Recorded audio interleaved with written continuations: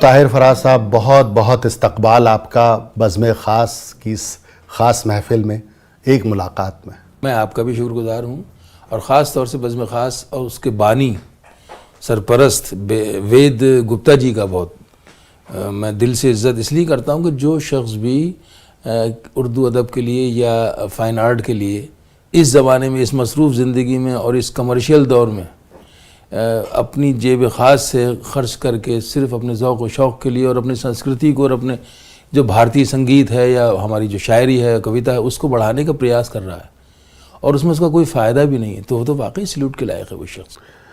تو میرا سلیوٹ ہے ان کو، آپ کو بھی۔ اچھا، آپ کے بارے میں تو میں کیا کہوں کہ آپ تو ماشاءاللہ اس دور میں ہندی اور اردو کی جو دو شاہراہ ہیں، اس کے درمیان جو ایک پل ہے اس پہ کھڑے ہیں آپ۔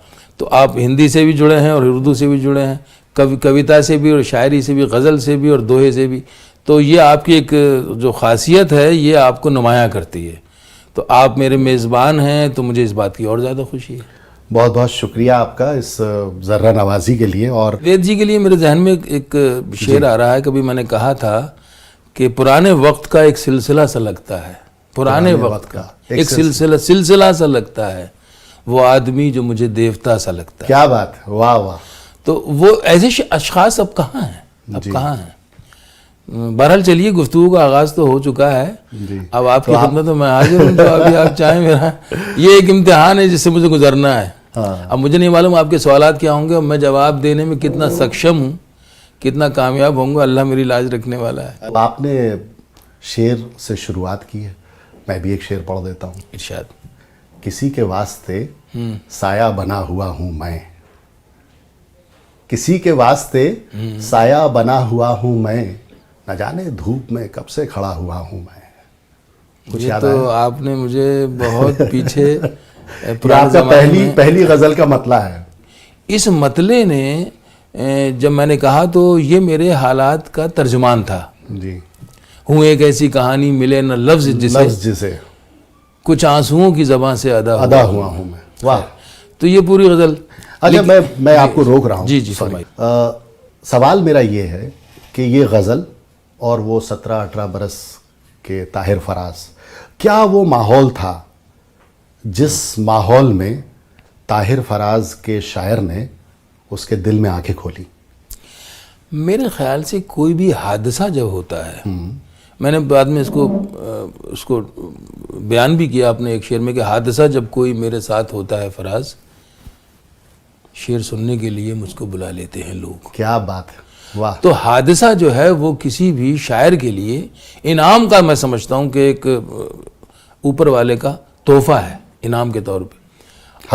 حادثہ اب وہ حادثہ اندرون ہو یا بیرون ہو وہ الگ چیز ہے، متاثر تو ہوتا ہے۔ اچھا، ہر آدمی متاثر ہوتا ہے کسی بھی حادثے سے، اور وہ کوئی شخص نہیں دنیا میں جس کے ساتھ کوئی حادثہ نہ ہوا ہو۔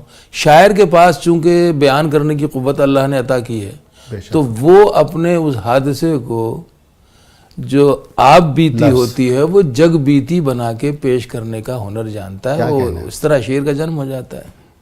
تو سنتے ہیں لوگ تو سمجھتے ہیں یہ ہماری بات ہے۔ تو پیدائش بدایوں اور پھر ایک عمر چھوٹی سی اور تھوڑی سی 15 سال تک، اور تعلیم جو ہے وہ بھی بدایوں کی، اور پھر ننیحال میں آپ کا آ جانا نانا کی۔ ہاں، وہ ایک حادثہ ہوا۔ جی، تو اس کے بارے میں ذرا سا بتائیے، پھر میں آگے بڑھوں۔ اب وہ ہوا کیا تھا کہ بدایوں میں بھی ماحول بہت اچھا تھا، اور ظاہر ہے کہ بدایوں کا جو ادبی فضا ہے، خاص طور سے جو وہاں پر ایک تقدس ہے اس فضا میں، چونکہ وہ مدینۃ العرب کی کہلاتا ہے، مدینۃ الاولیاء کہلاتا ہے۔ کیوں کہلاتا ہے کہ وہاں پر حضرت نظام الدین اولیاء کے والدین کے مزارات، وہاں پر وہ تدفین ہے ان کی، وہ وہیں پر ہیں۔ بے شک۔ تو وہ مٹی جو ہے وہ اس لحاظ سے بڑی زرخیز ہے کہ تصوف کے بھی اعتبار سے، اور اس تصوف کا جو اظہار ہے وہ تمام بزرگان دین نے شاعری کے حوالے سے کیا ہے۔ آپ کسی کو بھی دیکھیں، جتنے بھی بزرگان دین ہوئے ہیں یا جو سادھو سنت ہوئے ہیں، انہوں نے بھی اپنے تقدس کا بھی اور تصوف کا بھی اظہار جو کیا ہے وہ شاعری سے ہی کیا ہے۔ اب پوری فہرست میں بیٹھ جائیں گرانے تو طویل ہو جائے گا سلسلہ، لیکن حقیقت یہ ہے کہ شاعری اور تصوف یا تقدس یا پرفیکشن یہ تمام چیزیں تو لازم ملزوم والا قصہ ہے. اگر اس میں سے کچھ بھی کم ہوگا تو وہ شاعری اتنی بااثر نہیں ہوگی جتنی ہونا چاہیے. بے شک. تو شاعری میں پہلی جو شرط ہے وہ اس کا اثر ہے. اگر اس میں اثر نہیں ہے، گانا بھی وہی ہے، گانا بھی موسیقی بھی وہی ہے، سر کا بھی وہی. سر خالی سر لگتا ہے تو آدمی کے ذہن اور دل پہ اثر پڑتا ہے، روح پہ، جبکہ اس کے اندر بول نہیں آئے ہیں، خالی سر نکلا ہے. اب مثال کے طور پہ اوم لفظ ہے، اوم کا جو ساؤنڈ ہے اور جہاں سے وہ نکل رہا ہے، تو پھر میں نے اس کو دیکھا کہ یہ صوفیوں نے اللہ اکبر یا اللہ ہو کا بھی وہی ساؤنڈ ہے. ہاں، چشمہ وہی ہے جہاں سے وہ نکل رہا ہے، وہ قلب کے اندر سے ایک آواز نکلتی. کیا بات. آئینے ٹوٹ گئے عکس کی سچائی پر، آئینے ٹوٹ گئے عکس کی سچائی پر، اور سچائی ہمیشہ کی طرح راز رہی. کیا بات ہے. واہ. اس راز کو جاننے کے لیے کیسے کیسے لوگوں نے جتن کیے ہیں اور کیسی کیسی عبادتیں کی ہیں، کیسی کیسی کیا کہنا چاہیے کہ اپنے آپ کو فنا کر لیا ہے. تو فنا فی اللہ کی جو منزل ہے وہ خود کو فنا کرنے کے بعد تو حاصل ہوتی ہے. آدمی جب خود کو فنا کر لیتا ہے تو وہ اللہ میں شامل، تو وہ آتما پرماتما میں ولین ہو گئی. کچھ لوگ اس کو مرنے کے بعد کا، کچھ لوگ زندگی میں ہی ایسا کام کر گزرتے ہیں کہ جو وہ فنا فی اللہ کی منزل پا جاتے ہیں. بے شک. چاہے وہ پرم ہنس ہوں یا نظام الدین اولیاء ہوں. اب چلتے ہیں اس تہذیبی شہر، جس شہر کو ہم رامپور کے نام سے جانتے ہیں، جہاں سے آپ کی وابستگی ہے. ایشیا کی لارجسٹ 2 نمبر کی لائبریری رضا لائبریری وہاں پر ہے. تو موسیقی اور شاعری کا یہ جو گہوارہ ہے رامپور، یہ اس کے بارے میں کچھ بتائیے. خاص طور سے رامپور نے شاعر طاہر فراز کو طاہر فراز بنانے میں. پاؤں سونے کی اذیت کا بہانہ بے سود، جی تیرے زانوں پہ وہ سر ہے کہ اٹھائے نہ بنے. اب یہ غالب کی زمین میں یہ شعر نکلا، وہ بھی رامپور سے نکلا. کیا بات ہے. تو یہ ماحول جو تھا وہاں پر، تو داغ اور امیر مینائی کا پورا ایک سلسلہ بھی آئے، غالب بھی آئے. جی غالب بھی. میں راج دوارہ ایک محلہ ہے وہاں پر، ایک مکان پر تختی میں بچپن میں دیکھتا تھا، قیام گاہ غالب، اس پہ لکھا تھا پتھر پہ. یہی صورت سے وہاں پر داغ بھی آئے. بہت کم لوگوں کو یہ علم ہوگا کہ گاندھی جی بھی آئے. گاندھی کی ٹوپی میں گاندھی جی آئے تھے جی، اور وہ محمد علی جوہر کے دوست تھے. جی جی جی جی. اگلے دن ان کو جانا تھا دربار میں جی، نواب رامپور. یہ رامپور کا قصہ ہے. تو اماں بھی جو ہاں جی جو محمد علی جوہر کی والدہ تھی، ان کو اماں بھی کہا جاتا ہے. تو وہ جب جانے کے لیے تیار ہوئے، اٹھے تو ان کا بیٹا تو کیا ایسی ننگے سر جائے گا دربار میں؟ وہاں کی روایت نہیں کی، تو میرے پاس تو کچھ ہے نہیں. انہوں نے کہا تو اچھا رک جا، میں کچھ انتظام کرتی. انہوں نے اپنے ہاتھ سے ایک ٹوپی سی کے اور وہ ان کے سر میں، آگے چل کے وہی ٹوپی گاندھی کیپ کہلائی. کیا بات. اور اس کے بعد جتنے بھی فریڈم فائٹرز تھے یا کانگریس سے ریلیٹڈ لوگ تھے، وہ سب نے اس کو اختیار کیا. تو یہ بات کم لوگوں کو معلوم ہے کہ گاندھی کیپ کا جنم جو ہے وہ رامپور سے ہوا، اور اماں بھی کے ہاتھوں سے. اور موسیقی کا ایک بہت بڑا اسکول ہے اور وہ گھرانہ ہے، اور سہسوان اور رامپور گھرانہ مشہور ہے. اور اس زمانے میں اچھا رامپور نواب جو تھے، ان کی جو ریاست تو زیادہ بڑی نہیں تھی حیدرآباد کے مقابلے میں، لیکن ان کا ذوق و شوق جو تھا وہ بہت اعلیٰ تھا. کیا بات ہے. کسی بھی فن کے ماہرین کو جمع کرنے کا شوق تھا ان کو. واہ. تو وہاں پہلوانی کا بھی تھا، ان کی اپنی ٹیم. دنگل بھی تھا، ان کا اپنا تھیٹر بھی تھا، تھیٹر جو پورے افغانستان اور پورے سفر کرتا تھا. اور اسی صورت سے ان کے پاس اس زمانے کے آج جو ہمارے جو لائیو لیجنڈ ہیں، ان کے والد اور ان کے دادا اس زمانے میں وہاں جمع تھے. حافظ علی خان، اور مطلب ستارسٹ بھی تھے اور بینا وادک بھی تھے اور سنگر بھی تھے، سبھی لوگ تھے. تو وہ بڑا دور تھا، اور وہ میرے بچپن میں وہ میں نے دیکھا اور محسوس کیا. تو یہ شیلٹر ملنے کی وجہ سے ہوا، اور نواب کے ذوق و شوق کی وجہ سے. نواب خود بھی موسیقی کے کھڑتال خود بجاتے تھے. استاد وزیر خان کے وہ شاگرد بھی تھے. تو میں نے وہ تہذیبی دور بھی دیکھا. وہ صرف اور صرف نواب رامپور سے اور دربار سے جڑے ہونے کے سبب سے وہ ایسا. ایک بات نئے لوگوں کو جاننے کے لیے کہ رامپور جو لوکیٹڈ ہے، اگر نقشے میں بھی دیکھیں تو دو تہذیبوں کے بیچ میں ایک گہوارہ ہے، دلی کی اردو تہذیب اور لکھنؤ کی اردو تہذیب. جی. تو دو تہذیبوں کے بیچ میں ایک شہر کا لوکیٹ ہونا، اس نے کتنا اثر ڈالا؟ بہت اثر انداز ہوا وہ. جی. اب میں آپ سے عرض کروں، لکھنؤ میں سر اور دلی میں سر تو الگ الگ ہے، بٹ رامپور میں دونوں رائج ہیں. اچھا. اگر قافیہ سر کا پر ہے ہاں تو ہم سر باندھیں گے تو ہمارے یہاں جائز ہے. جائز ہے. اور وہ دلی اسکول جو ہے وہ اس کو ریکگنائز کرتا ہے. جی ٹھیک ہے. جی. اور اگر قافیہ گر ہے تو ہم سر بھی باندھ دیں گے. اوہو. تو وہ لکھنؤ اسکول سے ہم متاثر یا اس کو ریکگنائز کر رہا ہے. تو اس لیے ہمیں فائدہ ہوا. یہ دونوں اسکولوں کے درمیان رامپور تیسرا اسکول جو بنا اس کی وجہ بھی یہی ہے. وہ ایک الگ سے روشنی آئی اس کی. کباب بنا.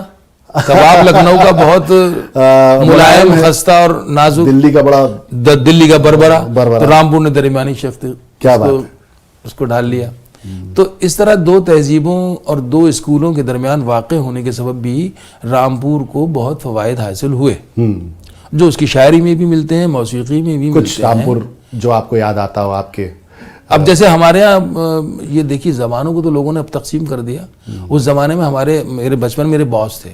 میں جب کلٹریٹ میں تھا تو 2-1 سیمسٹر میں نے اس کے لاء کے بھی کیے. اچھا. تو میرے جو باس تھے وہ دیواکر راہی تھے. ان کا نام تھا رگھویر سرن دیواکر راہی. وہ بڑے کھلے مزاج اور کھلے دماغ. ان کی صحبتوں میں ان کے پاس میں چونکہ بستر پہ بیٹھتا تھا تو اس میں پورے تمام جو ہمارے اس زمانے کے اساتذہ تھے شاعری کے وہ سب بیٹھتے تھے آ کے. ان کی گفتگو سنتا تھا اور اس سے میرے ذہن میں اللہ نے جو دیا تھا اس کو اور شارپنیس ملی. بڑے لوگوں کی باتیں خاموش. مجھ سے کبھی کسی نے پوچھا تھا کہ آپ کن لوگوں کی صحبت میں بیٹھتے ہیں؟ بڑے مزے کی بات ہے. تو میں ذرا دیر کو تو بڑا گھبرایا کیونکہ اگر ذرا سا ادھر سے ادھر کر دیں تو یہ طنزیہ بھی انداز ہے. بے شک. تو میں نے ذرا دیر پھر الہام ہوا بخدا. میں نے کہا جناب میں جن لوگوں کی صحبت میں بیٹھتا ہوں وہاں مجھے خاموش بیٹھنا پڑتا ہے. ہائے ہائے ہائے کیا بات. تو خاموش بیٹھنے سے بہت کچھ سیکھ سکتے ہیں. بے شک. آج ہم اپنے نوجوانوں سے بھی کہیں گے کہ بزرگوں کی صحبت میں جب بیٹھو تو خاموش بیٹھ جاؤ، بشرط کہ وہ عالم ہو. عالم کی گفتگو سننے سے آپ کا تلفظ بھی صحیح ہوگا، جی، املا بھی صحیح ہوگا، وزن بھی صحیح ہوگا، لفظ کا پتہ چلے گا. کتاب آپ کو وزن نہیں بتائے گی آج کل. اگر وہ تو دوسری بات ہے کہ انشاء اور وہ سب، لیکن گفتگو جب عالم کرتا ہے تو اس کی زبان سے جو الفاظ نکلتے ہیں وہ صحیح وزن کے ساتھ اور صحیح تلفظ کے ساتھ برابر ہوتے ہیں. تو سننے سے زیادہ سیکھنا اچھا لگتا ہے اور زیادہ مفید ہے. پرفیکٹ. تو وہ ایک غزل میں وہ آ گیا وہ جی پلیز عطا. خاموش تھا ضرور مگر بے زبان نہ تھا. خاموش تھا ضرور مگر بے زبان نہ تھا. اب دوسرا مصرع دوسری طرف چلا جاتا ہے کہ موضوع گفتگو تھا وہاں بھی جہاں نہ تھا. کیا بات.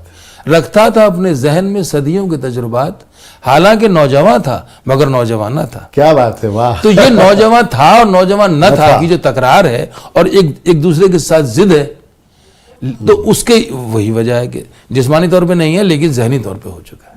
مجھے بھی نا اگر آپ اجازت دیں تو یہ پورا سین دیکھنے کے بعد اپنا ایک مطلع یاد آ رہا ہے. ارشاد فرمائیے.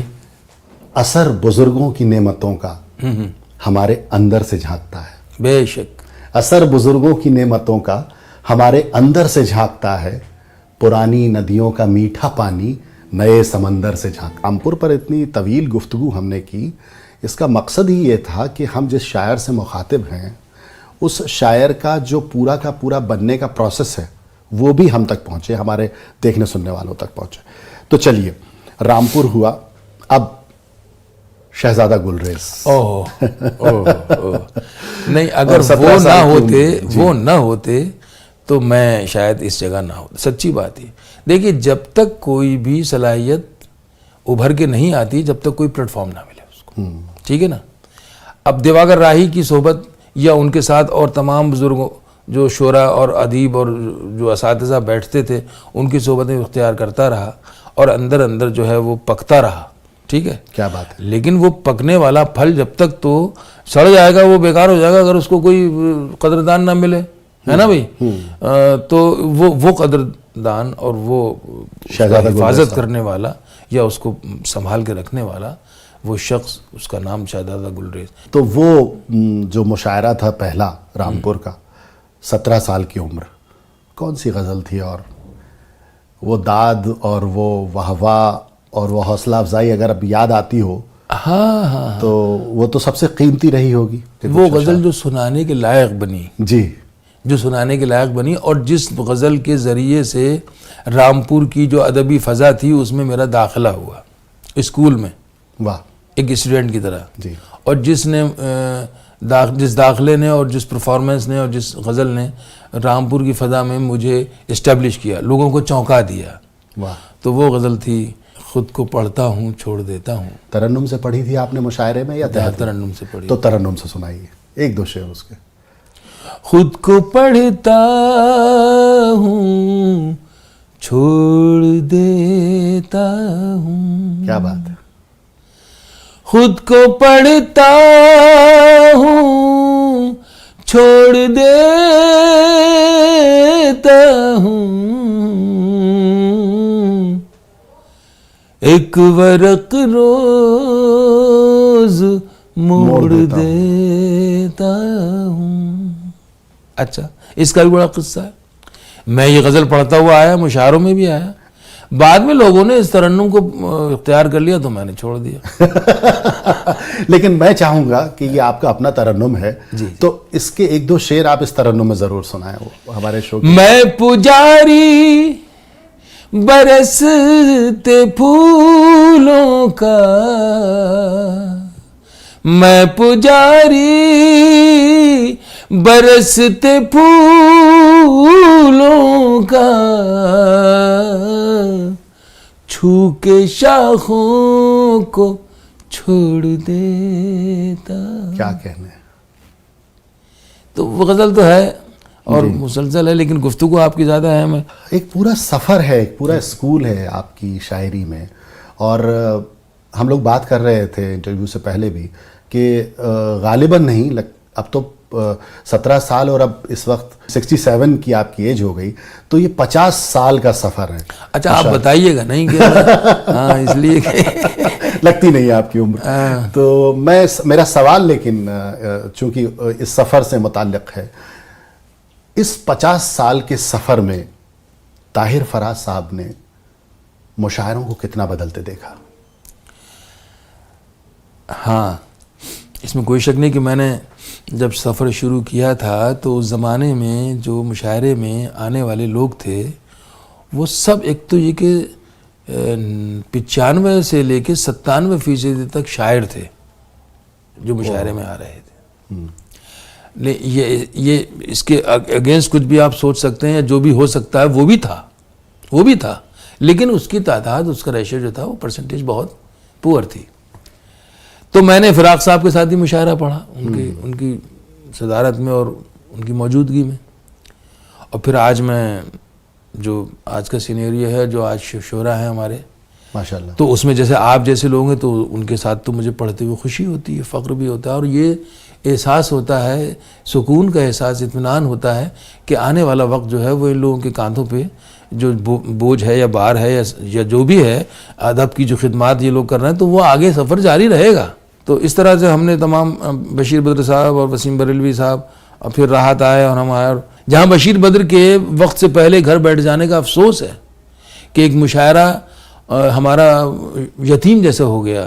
ایک اچھے شاعر کی شاعری کے حوالے سے اگر بات کرتے ہیں تو وہیں پر کچھ نوارد جب آئے تو ان کے آنے کی جو خوشی ہوئی وہ بھی قابل ذکر ہے. میں بھی کسی حد تک اپنے اسکول کی نمائندگی یا اس ماحول کو زندہ رکھنے کی کوشش میں کامیاب رہوں.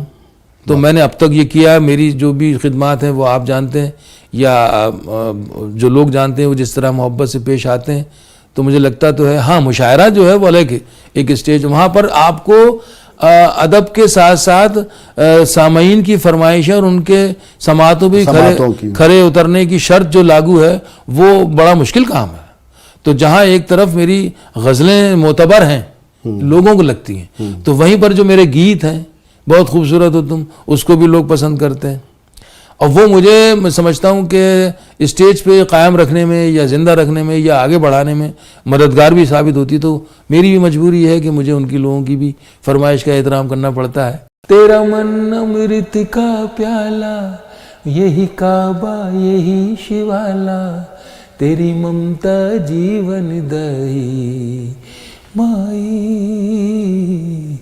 او مائی. بات یہ ہے کہ میں یہ پڑھ نہیں پاتا ہوں. میں سن نہیں پا رہا ہوں. سنسار کے نہیں ہو پائے گا. اب یہ انٹرویو نہیں رہا, کیا ہوا پتہ نہیں, لیکن جو ہوا وہ سچ کے ساتھ ہوا.